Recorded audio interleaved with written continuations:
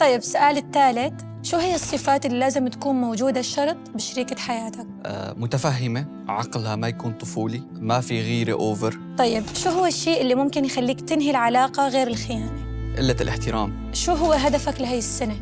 هدفي لهي السنة إني دائماً أقدم محتوى حلو، حب المتابعين يحبوا، طور من نفسي، وإن شاء الله في أهداف هون وبس حققها حتشوفوها شو هي يعني هلأ في محتوى جديد على الطريق إن شاء الله. طيب أول فقرة خلصت، جاوبت على كل الأسئلة. سريعة كتير، بدنا أسئلة أكتر.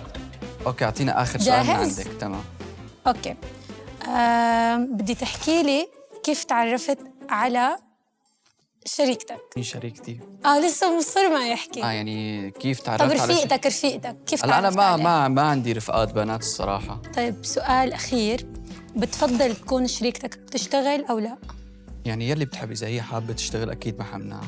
ما عندك مشكلة؟ لا أكيد لا. هي تعطيها حريتها في الاختيار. حلو كتير. طيب أول فقرة خلصت. تمام. هلا بدنا ننتقل على الفقرة الثانية اللي هي كوكينج ب5 دقائق.